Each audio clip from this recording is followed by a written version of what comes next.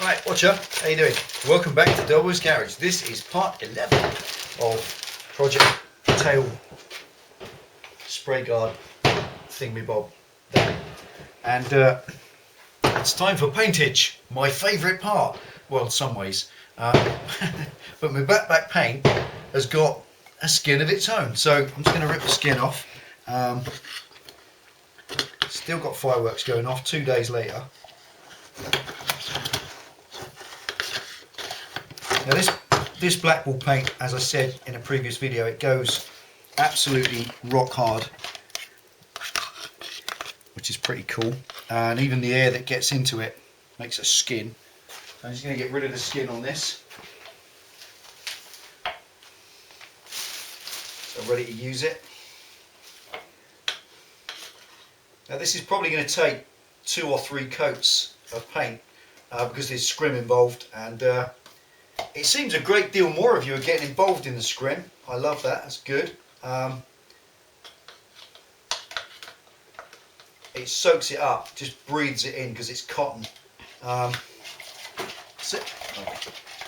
Good old stirrer. I'm using a water-based paint because it's, in my view, it's a better paint. It doesn't have to cure, it just evaporates. I always think that the oil paint, the trouble is you add a lot of weight with oil paint because oil paint cures, it sets. So the weight of that tin, if you empty that tin onto the job, then the weight of that tin is on the job. Whereas with water-based paints, the water evaporates and you've probably got about 1/3 of the weight going on. And this is nice and thick. Just a ticket, auntie.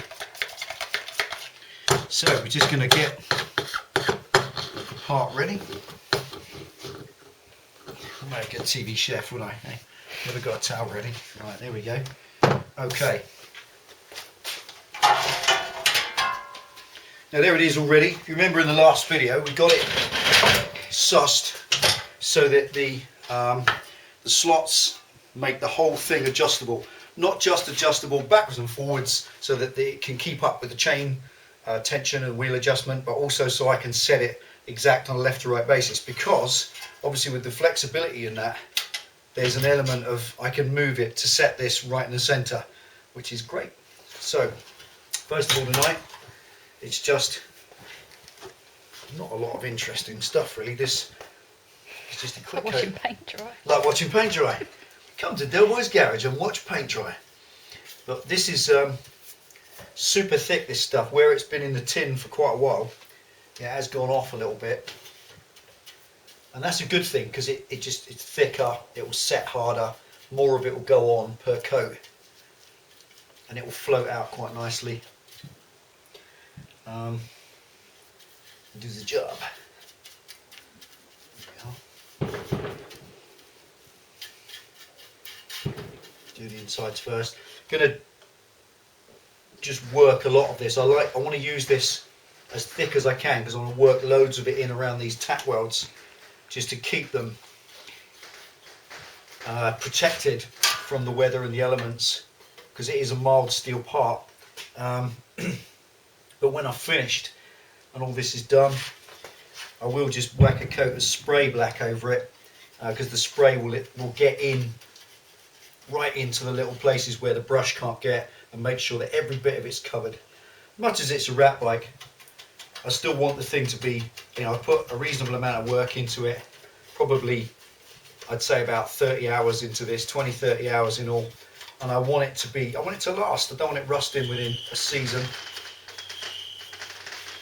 Is it 2 days later now? It's still letting off fireworks. That's some money to burn. Yeah, literally. Literally. Here we are.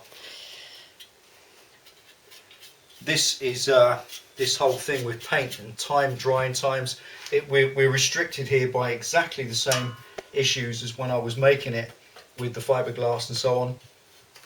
You're stuck with drying times. All I can do tonight is a quick coat of black over the whole thing and then let it set. I can't do a lot more.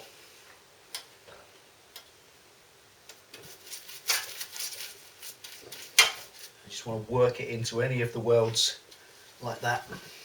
Get it right in there, give a bit of protection.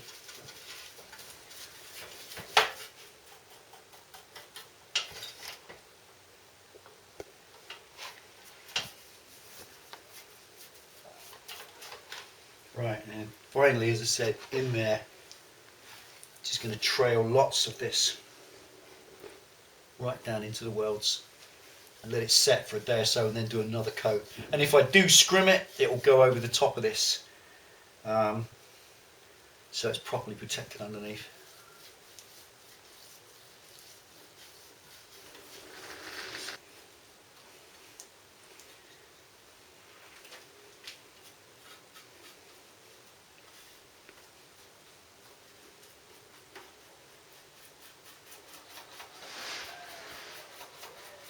It's like it's clapping. It's like an alien being hanging there. That's it. It's like many things.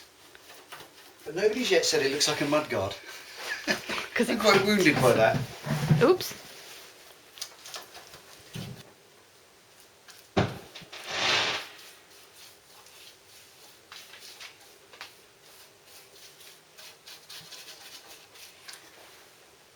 I think it's certainly important to put a big final coat of spray paint over this, just to catch those areas the brush is missing. But I want it on thick, really thick.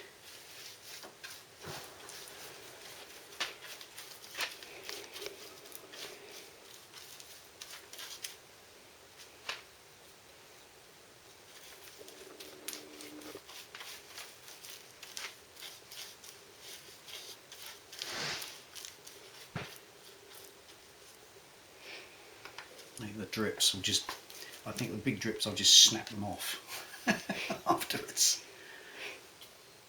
It really does look like an insect skin. Yeah, like a tortoise shell or something, doesn't it? It does. Yeah, no one said that.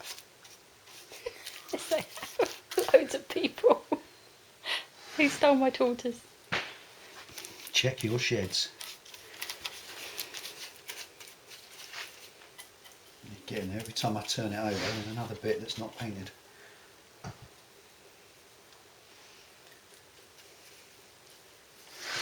big vat and just dip it, eh? Mm. And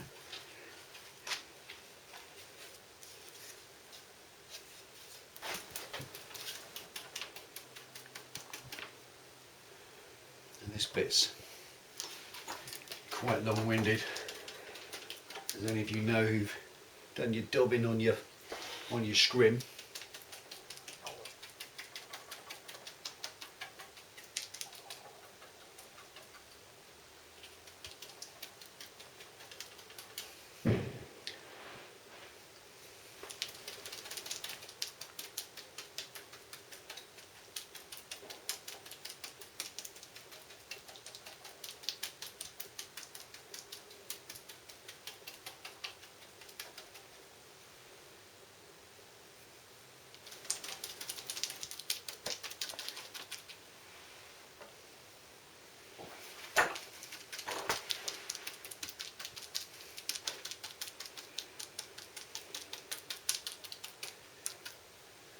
Last little bit, there we go.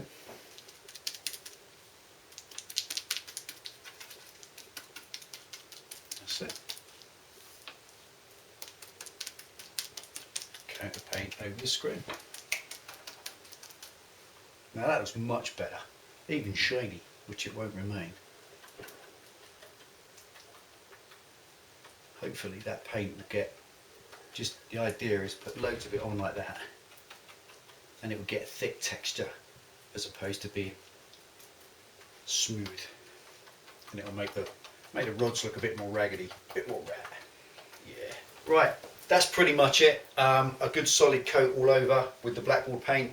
Daub that in as much as I can to retain as much as possible of the definition of the scrim, and hopefully that should do all it needs to make it nice and stiff. It's going to take a couple of days to dry purely because the scrim soaks it up quite a lot, and that when it soaks in so much it kind of drinks a lot of paint, and that just takes a while to set. So that will be another day or so before another coat. I may not even film the other coat. I'm just going to get this thing painted, and then the next one will just be bolting it on the bike. Hopefully wheel it out in the daylight and have a good look around it. Okay, there we are. That's it from me. That's it from Pen. Bye. Take it easy. Ride safe. See you next time.